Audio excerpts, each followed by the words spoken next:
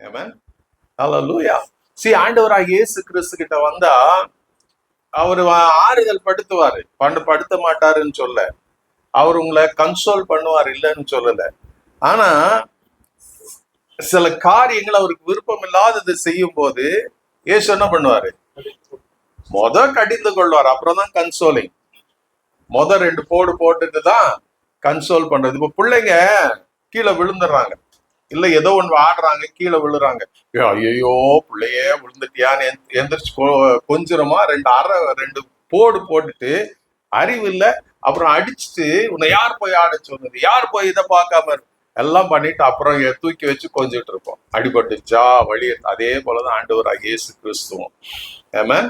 ஹல்லேலூயா. தன்னுடைய பிள்ளைகள் அவர் நியமித்திருக்கிற பாதையில போகணும், அதுதான் கர்த்தர் விரும்புகிறார். நான் நினைச்ச இடத்துக்கு பாதைக்கு அவர் வர முடியாது, அவர் வச்சிருக்கிற பாதைக்கு தான் நம்ம எழுதிட்டு போகுவாரு. நம்ம கொண்டு போகிறத நமக்கு சிக்ஷை. அவங்க அவ்வளவு சொன்னதுக்கு நான் ஒரே ஒரு வசனம் கூட நான் சொல்லிடுவேன்.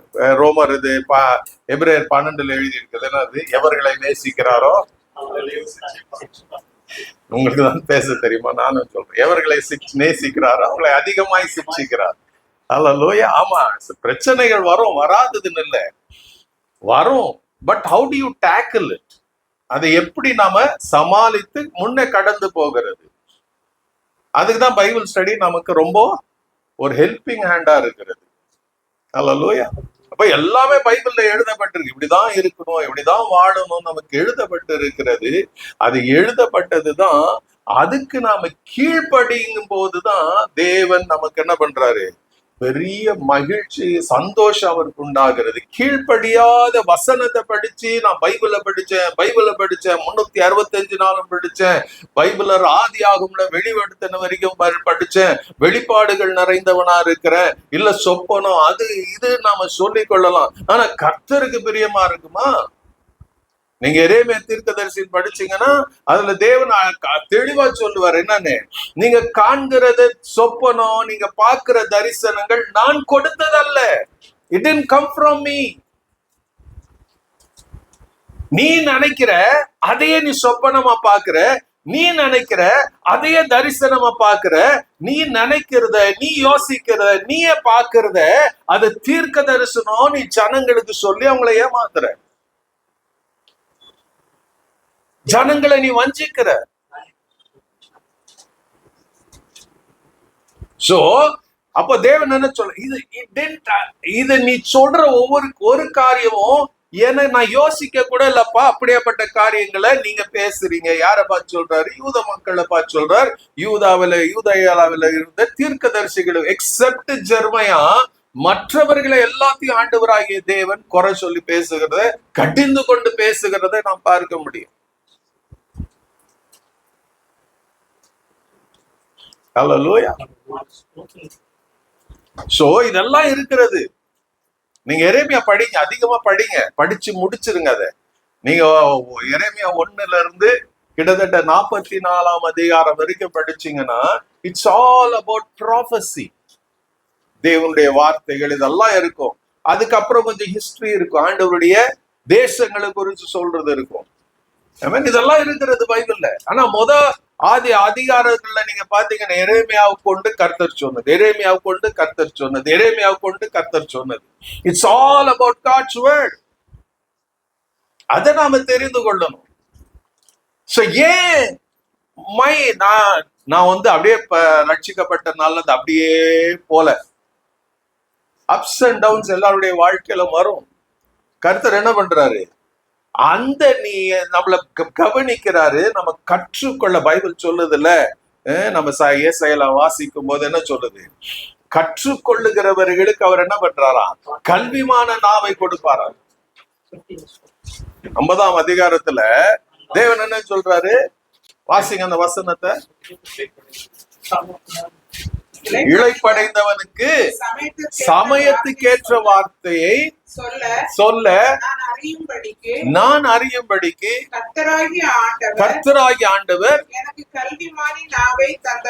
கல்விமான நாவை தந்தருளினார். Not to everyone. எல்லாருக்கும் கர்த்தர் கொடுக்க முடியாது. உண்மையாகவே ஆண்டவர் மேல தாகம் இருக்கணும், வாஞ்சை இருக்கணும். அதே ஏசாயால நீங்க 44ஆம் அதிகாரத்துல படிச்சீங்கன்னா ஆண்டவர் ஆரம்பத்தில் தாகம் உள்ளவன் மேல் நான் தண்ணீரை ஊற்றுவேன். தாகமா இருக்கணும். அல்லேலூயா. அனலும் இல்லாம குளிரும் இல்லாம இருக்கிற வாழ்க்கை ஆண்டவருக்கு பிரியமில்ல, வாந்தி பண்ணி போடுவேன்னு லவோதிகா சபைக்கு சொல்றாரு. அப்போ நாம வளரணும், நாம பலன் கொள்ளணும். அதுதான் கர்த்தர் விரும்புறாரு, அதுதான் கர்த்தர் அனுமதிக்கிறாரு. இப்படிதான் இருக்கணும்னு கர்த்தர் விரும்புறாரு. சாரா சொன்னாங்கல்ல, நான் பேசிட்டேன், கோபம் வந்துச்சு, ட்ரிகர் ஆயிட்டேன், போயிட்டேன். நான் இங்க சொல்லி இருக்கிற நான் சொல்லுவேன் என்னன்னு, நீ அந்த ட்ரிகர் ஆன பிற்பாடு உன்னால ஜெபிக்க முடியாது. ஏன்னா பிசாசம் மைண்ட்ல உட்கார்ந்துட்டு இருப்பான். நாம நினைக்கிறோம் எனக்கு நியாயம், நான் பண்றது சரி, இதை நினைச்சு நாம பேசலாம், திட்டலாம், கோபப்படலாம், உன் கோபத்தை ட்ரிகர் பண்ணிக்கலாம், யாரோ ஒருத்தர் மூலமா ட்ரிகர் ஆகலாம். பட் அடுத்து உன்னால ஜெபிச்சிட முடியுமா? காரணம் என்னன்னா, இந்த பிரெயின்ல, இந்த மைண்டுக்குள்ள பிசாசு வந்து ஏறி உட்கார்ந்துட்டான். அதனாலதான் கோவம் மூச்செல்லாம் பெருசா வாங்குது. அவன் கண்ட்ரோல் பண்றான், உன் மைண்ட கண்ட்ரோல் பண்றான். உன் கோபம் தனியாதபடி அவன் பாத்துக்கிறான். அந்த கோபம் வந்த பிற்பாடு அன்னைக்கு நடந்தது மறுபடியும் மண்டைக்கு வரும். அன்னைக்கு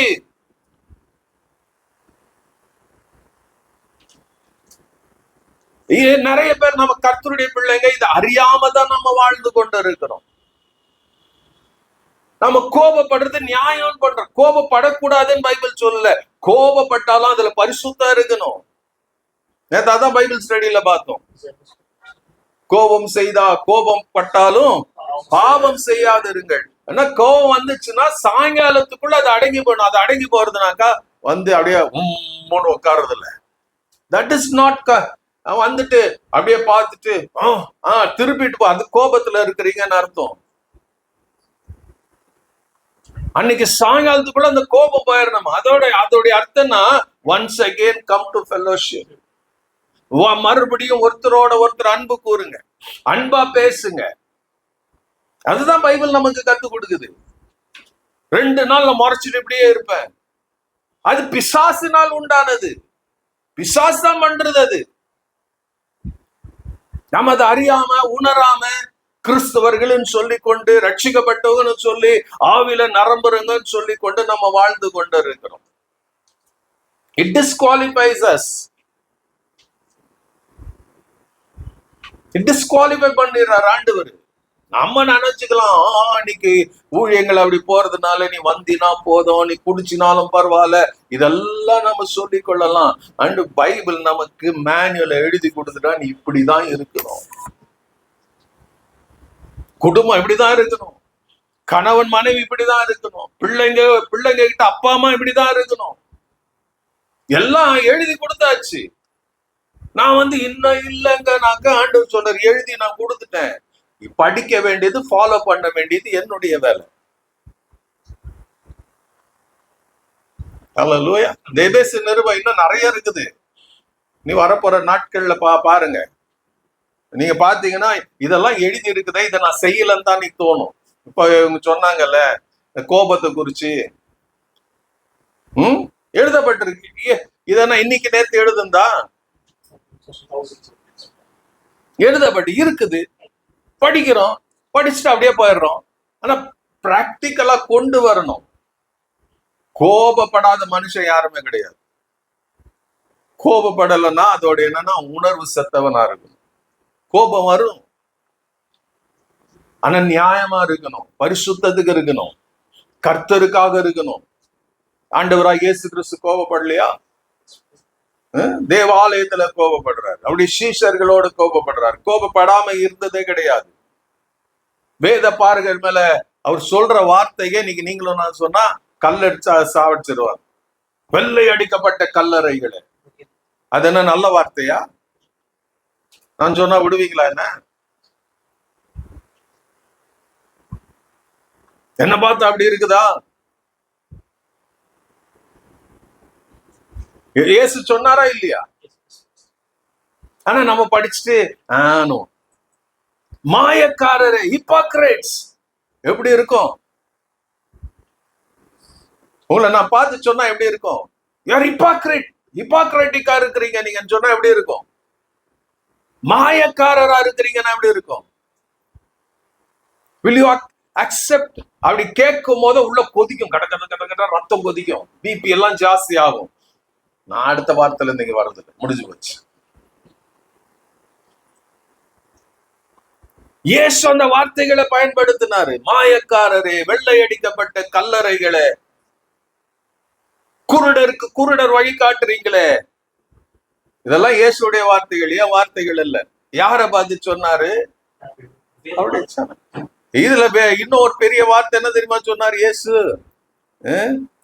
தன்னை விசுவாசித்த யூதர்களுக்கு பார்த்து சொன்னார், சத்தியத்தையும் அறிவீர்கள், சத்தியங்களை விடுதலை ஆக்குன்னு சொல்லி அவங்க குவெஸ்டியன் பண்ணும்போது, நீங்க பிதாவினால் உண்டானவர்கள் அல்ல, நீங்க உங்களுக்கு வேற ஒரு பிதா இருக்கிறான்.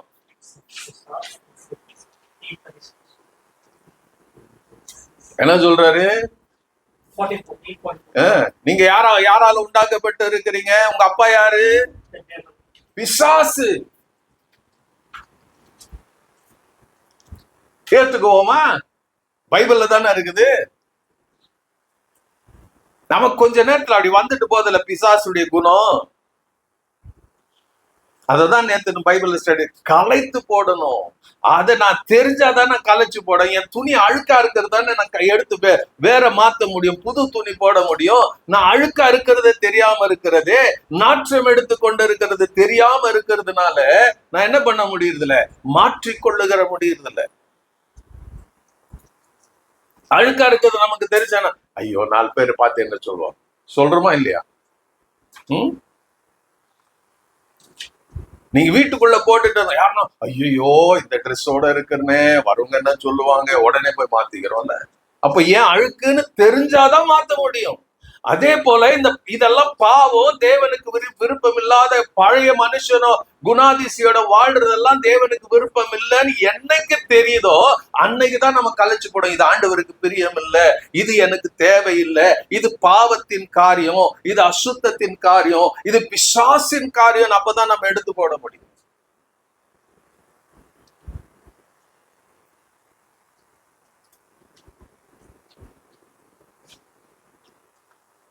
உங்களை என்னைய பார்த்து பிசாசு கொண்டாடிட்டெல்லாம் இல்லை. தமிழ்நாடு எலெக்ஷன் போலதான், யார காலம் வரலாம்.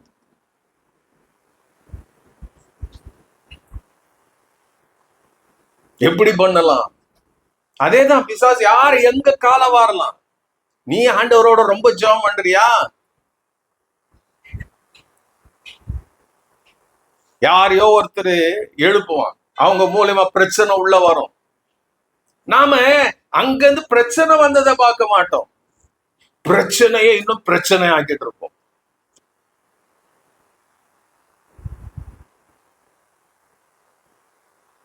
பாவம் எங்க வருதோ அந்த பாவத்தை வெட்டி எறி. ஆண்டவர் சொன்னா, கண்ணு உனக்கு இடரல் உண்டாக்கினா கண்ணை பிடிங்கி போடு, கை உனக்கு இடரல் உண்டாக்கினா கையை தரித்து போடு.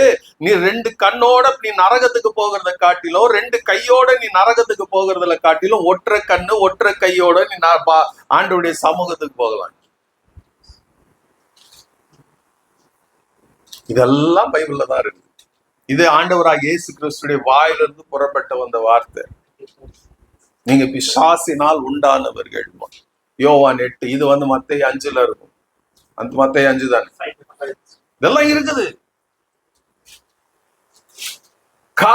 இதுல நம்ம என்ன பண்றோம்னா, கொஞ்சம் கொஞ்சமா நம்மள உடனே பிசாசு கொஞ்சம் கொஞ்சமா உங்களை தேவன் கிட்ட இருந்து பிரிக்கிற காரியம் அது நல்லா தெரிஞ்சுக்கணும். உங்களை தேவனை விட்டு விளக்கணும். ஏன்னா நீங்க ஆண்டவருக்கு அந்த உண்மையான ஆண்டவர் ஆரம்பித்து இருக்கிற உங்களை கொண்டு போகிற பாதையில நீங்க ஒழுங்கும் கிரமமா போயிட்டீங்கன்னா ஆண்டவர் உங்களை மகிமையா பயன்படுத்திடுவாரு. உங்களுக்கு முட்டுக்கட்டை போடணும். நீ பிரகாசிக்க கூடாது, நீ வளரக்கூடாது, நீ இயேசுவை போல இருக்க கூடாதுன்னு தான் பிசாசுடைய திட்டம். அதுக்கு தான் நம்ம ரொம்ப ஓகே சொல்லுவோம்.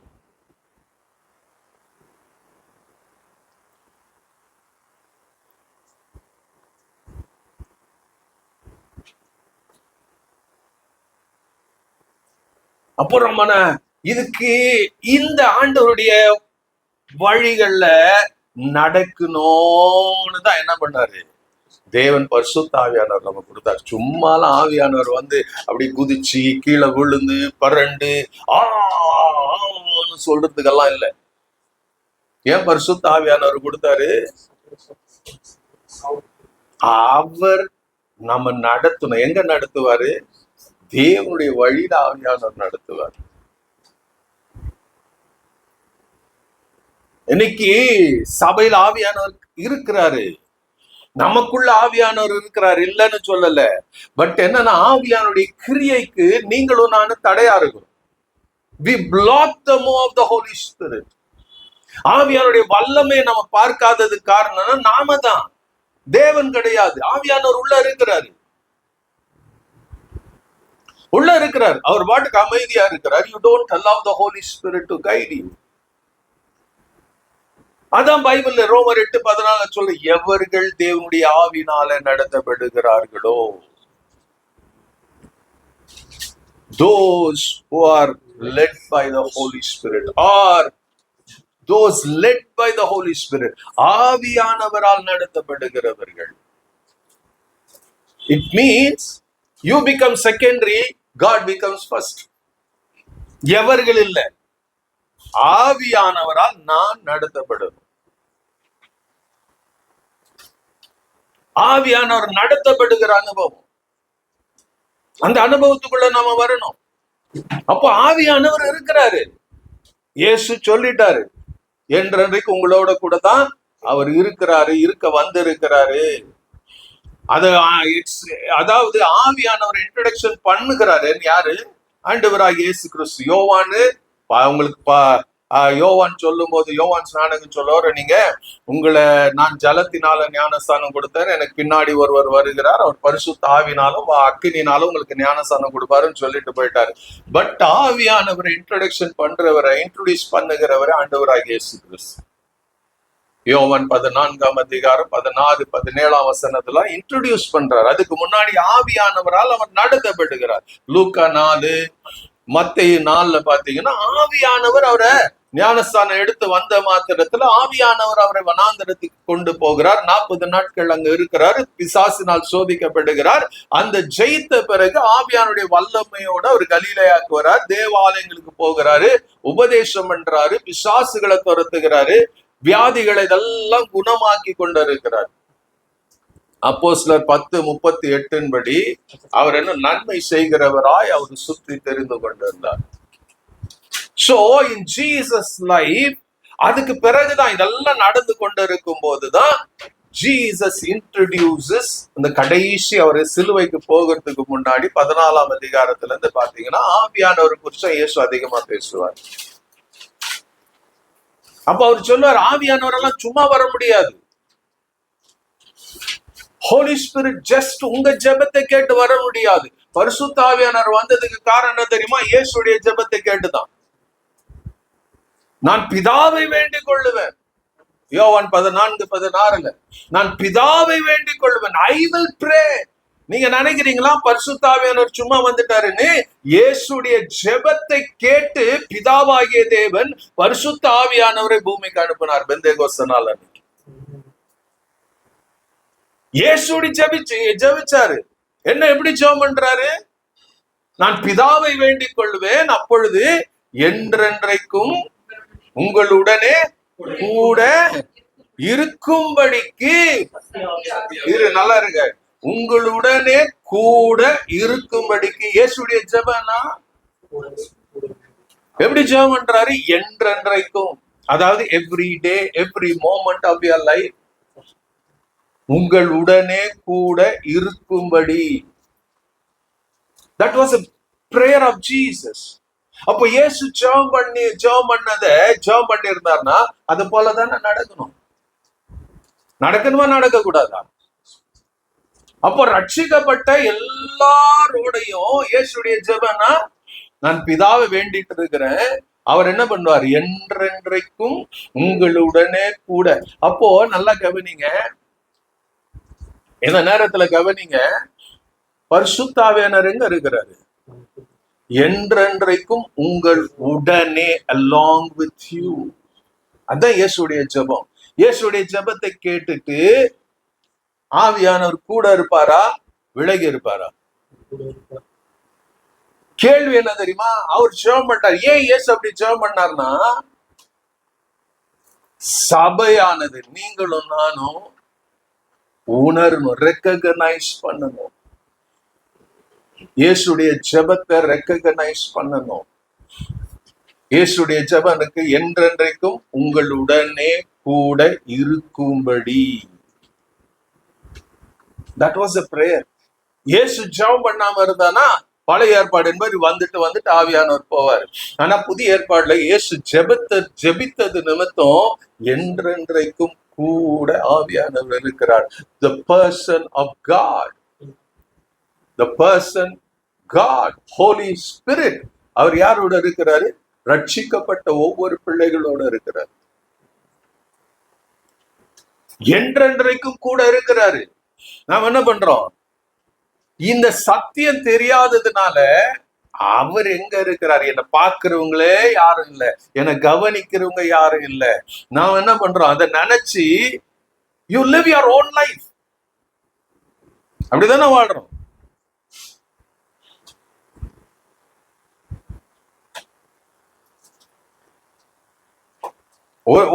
ஒரு எக்ஸாம்பிள் நல்லா கவனிங்க. இப்போ ஒரு வீட்டுக்கு நான் போறேன், புருஷன் பொண்டாட்டிக்குள்ள ஏதோ பிரச்சனை நடந்துட்டு இருக்குது. நான் போன பிற்பாடு என்ன நடக்கும்? முன்னாடி அடிச்சுக்குவாங்களா, புடிச்சுக்குவாங்களா?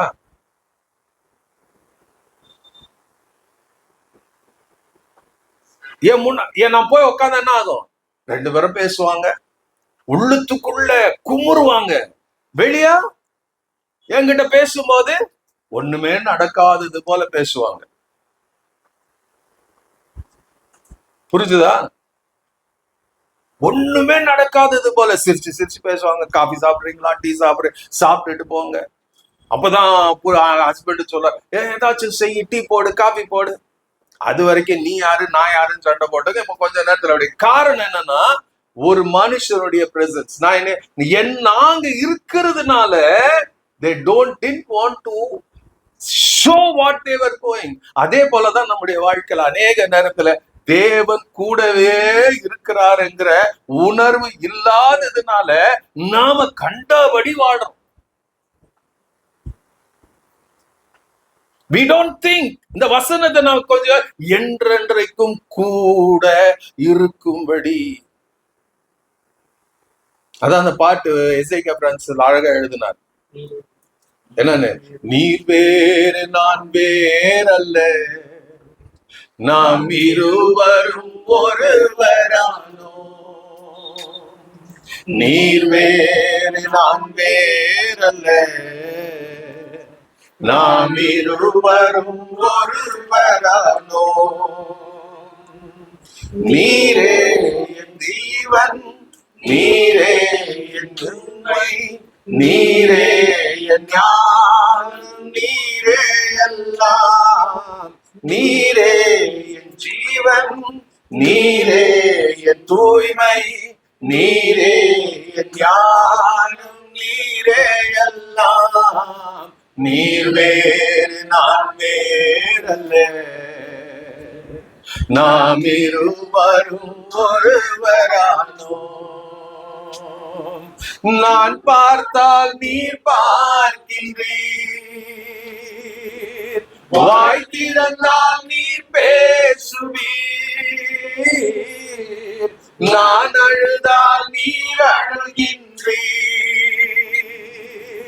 நான் சிரித்தால் நீர் சிரிக்கின்றீர்.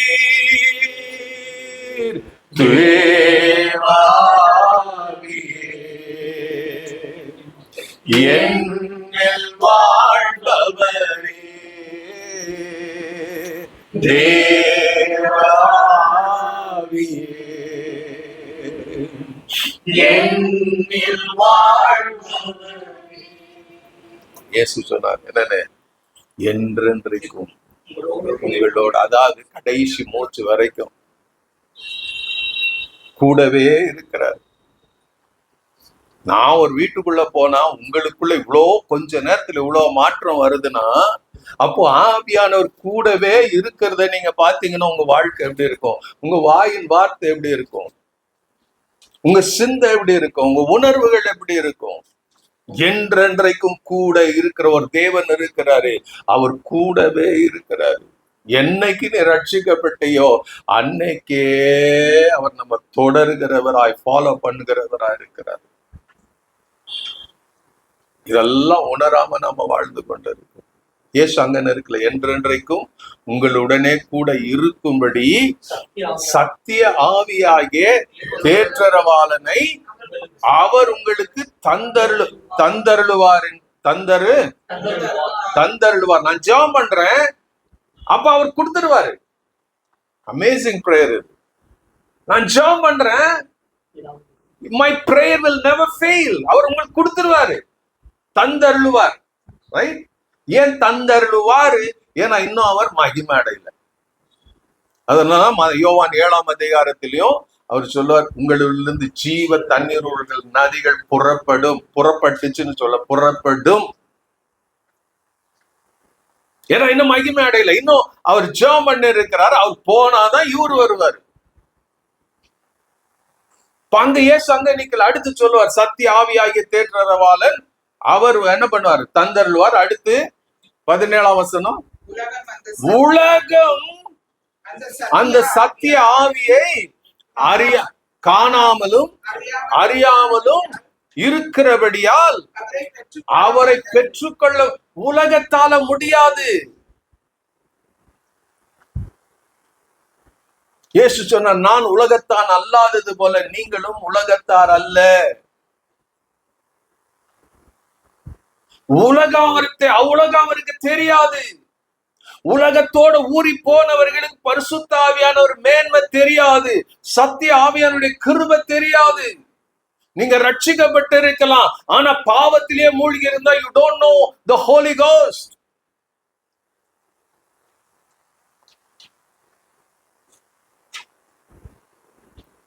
உலகம் அவரை அறியாமலும் உணராமலும் இருக்கிறபடினால் அவரை பெற்று எல்லாரும் பெற்றுக்கொள்ள முடியாது. பரிசுத்த ஆவியானவர், இட்ஸ் நாட் ஈஸி.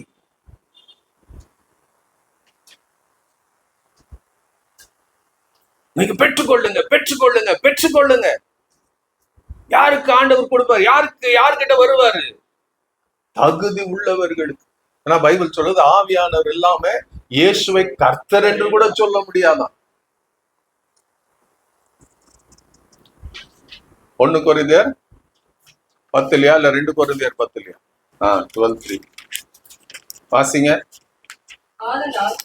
தேவனுடைய ஆவியினாலே பேசுகிற எவனும் இயேசுவை சபிக்கப்பட்டவன் என்று சொல்ல மாட்டான் என்றும், பரிசுத்த ஆவியினாலே அன்றி இயேசுவை கர்த்தர் என்று ஒருவனும் சொல்லக்கூடாது என்றும் உங்களுக்கு தெரியும். அப்போ தேவனுடைய ஆவியினால பேசுகிற ஒரு அனுபவம் இருக்குது, மாம்சத்துல பேசுகிற ஒரு அனுபவம் இருக்கிறது. மாம்சத்துல பேசுறதுனாலதான் எல்லாம் கோபம் வெடிச்சு சிதறது. ஆவியில நீ பேசுனா உங்ககிட்ட இருந்து அன்புதான் புறப்படும். When you are full of the Holy Spirit, ஆவியினால நிறைஞ்சு நீ பேசும்போது you will speak to the conscious of the people. நேத்து கூட நான் சொன்ன அது ஒரு தனி செய்தியே இருக்குது. ஆவியானவர் பேசும்போதுதான் உனக்குள்ள குத்தம், கான்சியஸ் குத்தம். அதுதான் பேதுருடைய பிரசங்கத்தை கேட்டு 3000 பேர் ரட்சிக்கப்படுறாங்க.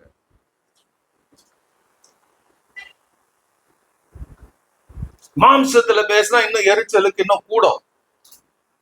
இப்ப இயேசு சொன்னாரு, உலகம் அவரை, அந்த சத்திய ஆவியானவரை அறியாமலும் உணராமலும் இருக்கிறபடியால் அவரை பெற்றுக்கொள்ள முடிய மாட்டாது.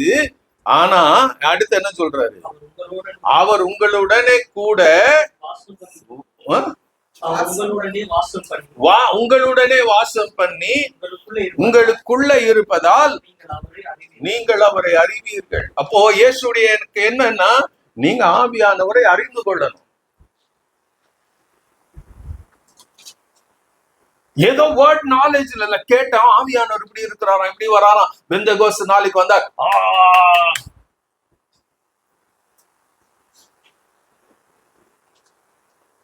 பர்சனல் ஆவியானவரை தெரிஞ்சுக்கணும்.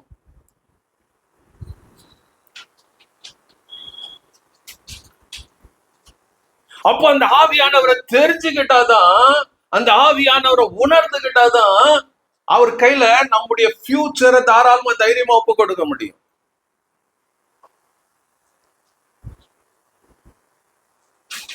இப்ப யோசிச்சு பாருங்க, இப்ப கீர்த்தனாவும் ஜெபினா இருக்கிறாங்க, ரைட்? பிள்ளைங்க அவங்க, ரைட்? இப்ப அப்பா அம்மா என்ன யோசிக்கிறாங்க? அவங்கள ரைட்டான ட்ராக்ல நடக்கணும், அவங்களுக்கு ரைட்டான ஃபியூச்சர் கொடுக்கணும். அந்த ரைட்டான ஃபியூச்சருக்கு இப்படி போனாதான் நல்லதுன்னு அவங்க தீர்மானம் பண்றாங்கல்ல. இவங்க 2 பேருக்கு வேற யாருன்னா தீர்மானம் பண்ணாக்கா அந்த அந்த பாதையில இவங்க நடக்க முடியுமா? If somebody is planning their lives, இவங்க எதிர்காலத்தை குறிச்சு உங்க சொந்தங்களே இருக்கட்டும், அவங்க ஒரு தீர்மானம் பண்றாங்கன்னா அவங்க அந்த பாதையில நடக்க முடியுமா? ஏன்னா உங்க ஆண்டவர் உங்க கையில கிருபையா இந்த பிள்ளைங்களை கொடுத்தாரு. ஏன் கொடுத்தாரு? அவர்களை வளர்க்கிறதுக்கு தான் உங்க கருத்துல கொடுத்திருக்கிறாரு, உங்க சொத்தா கொடுத்திருக்கிறாரு. அவங்க வளர்ந்த பிறகு உங்களை பாக்குறாங்களா, அவங்களை எடுக்கிறாங்களா, அது இல்ல. பட் அவங்க வளர்க்க வேண்டிய பொறுப்பு அப்பா அம்மா கையில கர்த்தர் கொடுத்திருக்கிறார். அதை நம்ம அசட்டை பண்றோம்னா you are not listening to the Holy Ghost.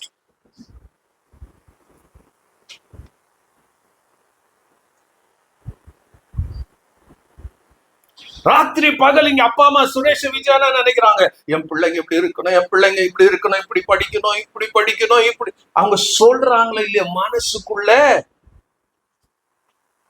ஒரு வாஞ்சை இருக்குது. என் பிள்ளைங்க 4 பேருக்கு முன்னாடி சாட்சியா இருக்கணும். அந்த இருதயத்துல இருக்கிறத வெளிய சொல்லி நடத்துறாங்க. அதுதான் ஆவியானவர் என்ன பண்றாருங்க, கூடவே அப்பா அம்மா பிள்ளைகளோட கூடவே இருக்கிறது போல. நானு கடந்த நாள்ல ஒரு வீடியோ கிளிப்பிங் பார்த்தேன். அமெரிக்கால, ஏதோ ஒரு அமெரிக்கா யூரோப்போ, அங்கெல்லாம் வந்து பிள்ளைங்க வந்து 18 வயசுக்கு மேல வீட்டுல இருக்க கூடாது, வெளியே போயிடணும். அவங்க போகணும், அவங்க உழைக்கணும், அவங்க சம்பாதிக்கணும், அவங்க படிக்கணும், அதுக்கப்புறம் அவங்களே கல்யாணம் பண்ணிக்கணும். இதுதான் அவங்களுடைய சிஸ்டம். இருக்கக்கூடாது, துரத்திடுவாங்க, அப்பா அம்மாவை துரத்திடுவாங்க. அதுல ஒரு பிள்ளை தன்னுடைய 18 வயசு ஆயிருது, அப்பா அம்மா போக சொல்றாங்க. ஆனா அந்த பிள்ளை சொல்லுது, நான் உங்களை விட்டு போக மாட்டேன். பெக்யூலியரான ஒரு காரியம். அந்த 18 வயசு பிள்ளைங்க காத்து இருப்பாங்களாம், போயிடலாம். அவங்களா போவாங்க, அவங்கள யாரையும் தெரிஞ்சுக்குவாங்க, எங்கேயோ இருப்பாங்க, எப்படியோ இருப்பாங்க. அப்புறம் எப்பனா ஞாபகம் வந்து அப்பா அம்மா வந்து பார்க்க வரவங்க இல்ல, என்ன இருந்தாலும் போன் கான்டாக்ட் தான். ஆனா இந்தியால அப்படி இல்ல, ஈஸ்ட் நம்ம சவுத்துல எல்லாம் அப்படி இல்ல, ஏசியால எல்லாம் அப்படி இல்ல. சைனால போனாலும் இதேதான், 18 வயசுக்கு மேல பிள்ளைங்க கிட்ட இருக்க கூடாது. அப்போ இங்க எப்படி வச்சிருக்கிற ஆண்டவருடைய சிஸ்டம் அதுதான். நீங்க இஸ்ரேல் சிஸ்டம், பிள்ளைங்களோட பிள்ளை குடும்பம், அப்பா அம்மா பிள்ளைங்க 2 3 5 எவ்வளவு இருக்க கூட அப்படிதான் இருக்கணும். That is a system. திருமணமாகி பிள்ளைங்க எல்லாம் வந்த ஒருபாடு இதுதான் சிஸ்டம் ஆண்டவர் வச்சிருக்கிறது. அப்ப எதுக்கு கூடவே இருந்து அவங்கள காத்து, அததான் ஆண்டவர் சொல்வார், கோழி தன் குஞ்சுகளை செட்டைகளுக்குள்ள மூடி மறைச்சுக்கிறது போல. That is a job. பிள்ளைங்க மேல டைரக்டான ஒரு கண்காணிப்பு. அப்போ ஆண்டவருடைய ஆவியானவர் சரி எங்க இருக்கிறாரு? உங்களுடன்,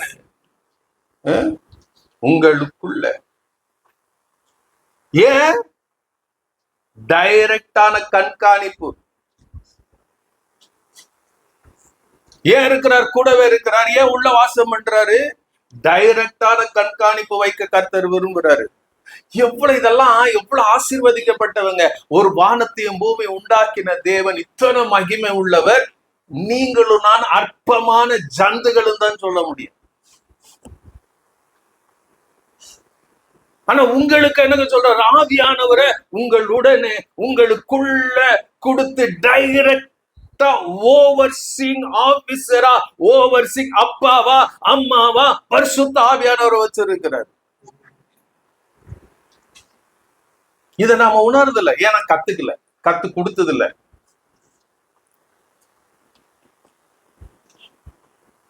இன்னைக்கு இந்த சாட்சி வந்ததுனால இது இப்படி போகுது ட்ராக்.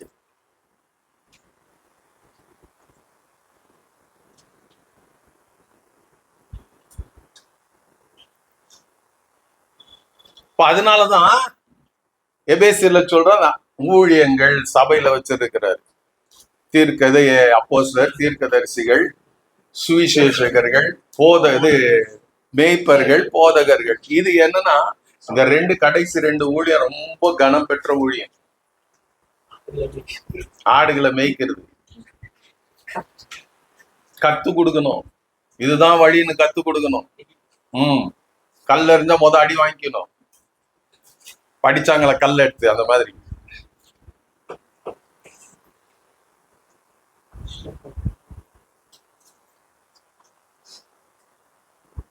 ஆவியானவர் நடத்தப்படணும்.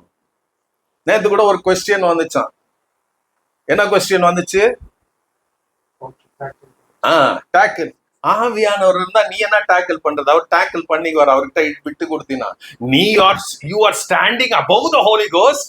அதனால நீ நினைக்கிற நான் எப்படி பண்றது, நான் டேக்கிள் பண்றது, நான் எப்படி பண்றது, நீ பண்ணவே முடியாத லைஃப் லாங்.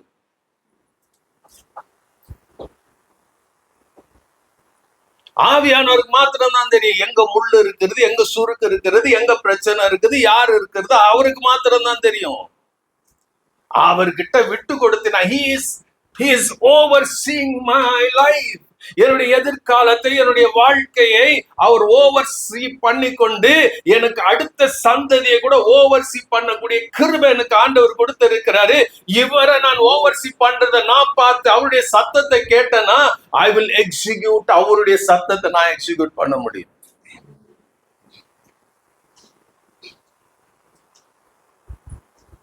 ஒரு துக்ககரமான காரியம் என்ன தெரியுமா? ஆவியானவரை ஒரு விளையாட்டு பொருளா மாத்திட்டோம். ஆவியானவர் வந்தா பெந்தேகோஸ்தே சபையில வந்தாருனாக்கா அப்படியே அக்கினியாய் வருவாரு. அவர் வந்தாருன்னா ஒருத்தர் எண்ணிக்கக்கூடிய அதெல்லாம் கீழே விழுந்துருவாங்க. ஒவ்வொரு டினாமினேஷன்ல ஒவ்வொரு ஸ்டைல் இருக்கு.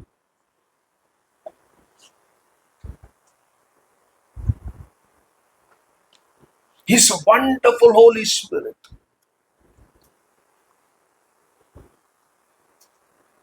அவர் கிட்ட விட்டு என்னுடைய வாழ்க்கையை நேராய் நடத்ததான் கூட இருக்கிறார். அதனாலதான் அவர் சகல சத்தியத்துக்குள்ள நடத்துகிற ஆவியானவர். யோவான் 14:13 எழுதப்பட்டு இருக்கும். யோவான் 15:26, 28 சொல்லும், he will testify, என்னை குறித்து சாட்சி கொடுப்பார், சகல சத்தியத்துக்குள்ள நடத்துவார். வரப்போற காரியங்களை ஆவியானவர் தெளிவு. ஏன் ஆவியானவர் வரப்போற காரியங்களை எனக்கு சொல்லணும்? யோவான் 16:13 சொன்ன 13:14 ஏன் ஆவியானவர் சொல்லணும்? Because is concerned about you. உங்களுக்கு ஒரு தீமை வந்துடக்கூடாது, ஒரு பிரச்சனை வந்துடக்கூடாது. ஆவியானவரால் பொறுத்துக்க முடியாது.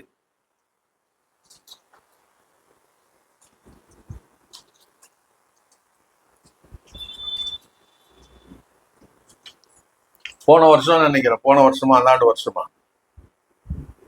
சார் போய் சைக்கிளை ஓட்டி என்ன பண்ணாரு, மூஞ்செல்லாம் கிழிச்சுன்னு வந்துட்டாரு. கிழிச்சு ரத்தம் ஊத்துது.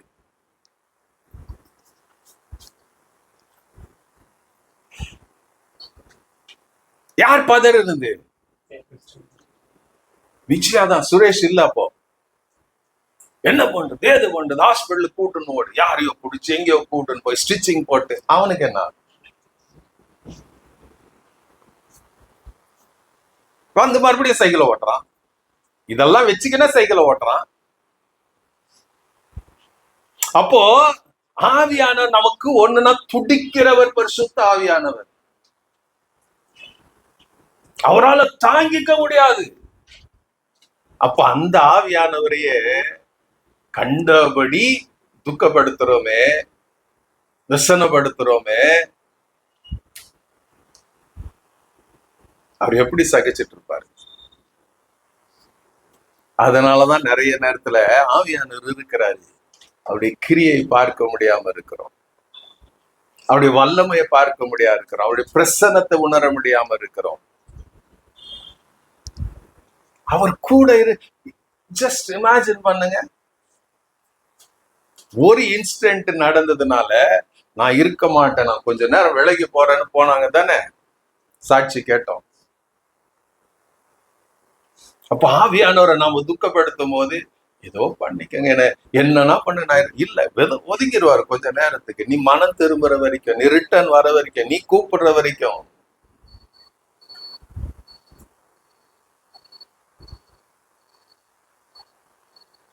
This beautiful Holy Spirit.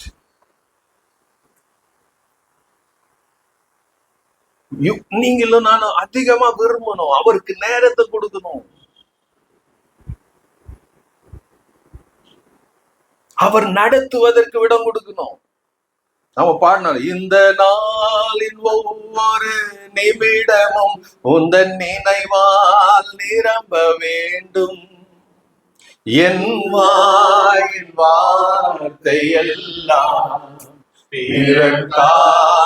மாற்ற வேண்டும். நம்முடைய அனுபவமா இருக்கணும், நம்முடைய ஜெபமா இருக்கணும். சும்மா போது இந்த மாதிரி பாட்டு பாடுங்க. என்ன நடத்துங்க ஆவியானவர், என்ன நடத்துங்க ஆவியானவர்.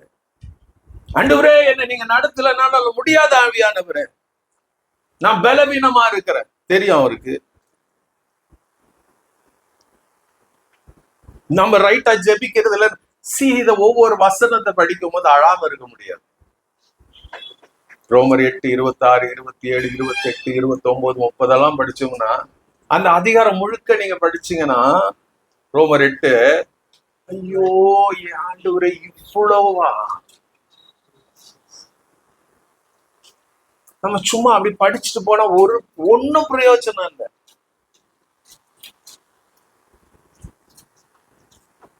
ஆண்டவரோட அந்த ஆவியானவரோட நம்ம நடக்க பழகணும்னா, சும்மாலாம் ஆவியானவர் நமக்கு ஜெபிக்க கற்றுக் கொடுக்க போறது இல்ல. யோவான் அதுலயே ரோமர் 8:14 அவரால் தேவாவுடைய ஆவினால் நடத்தப்படுகிறவர்கள். அதுக்கு முன்னாடி வசனம் 8:6 பாருங்க. ரோமர் 8:6.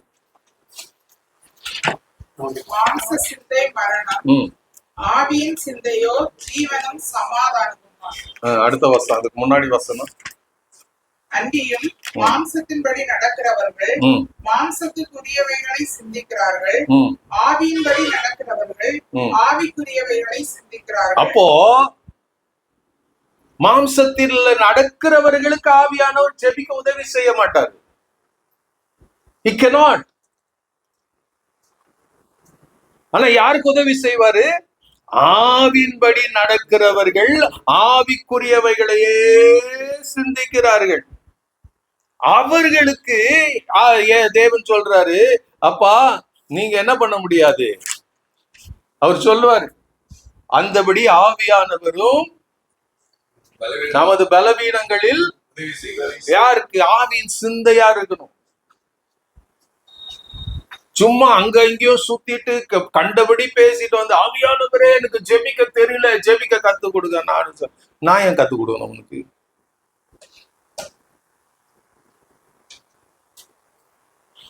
This should be broken. உள்ள உடைக்கப்பட்டு இருக்கணும்.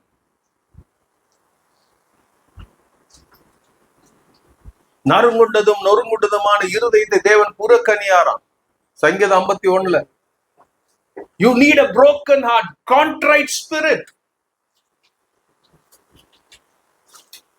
அவங்களுக்கு என்ன பண்ணுவாரு? ஆவியானவரும் நமது பலவீனங்களில் நமக்கு உதவி செய்கிறவரா இருக்கிறார்.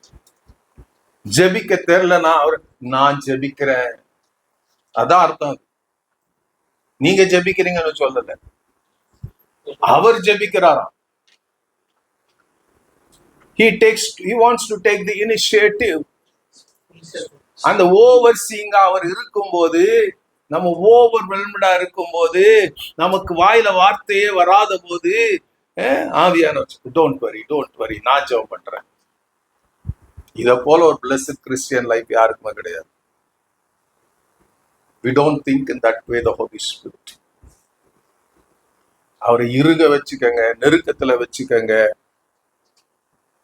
அவரை நேசிக்க ஆரம்பிங்க, அவரோட பேச ஆரம்பிங்க, அவர்கிட்ட உங்க குறைகள் எல்லாம் சொல்ல ஆரம்பிங்க, உங்க கஷ்டத்தை சொல்ல ஆரம்பிங்க. அதோட சொல்லிட்டு, ஆவியானவரை எனக்கு நீங்க கூடவே இருந்தா நல்லா இருக்கும். I feel better, I feel better.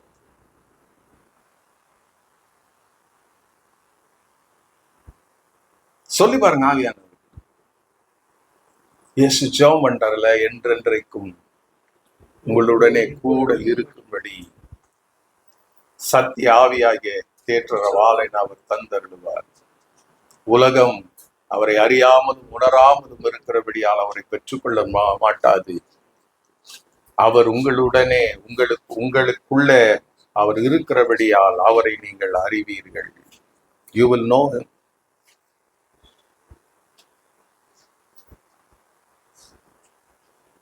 நம்ம ஜெபிக்கலாமா?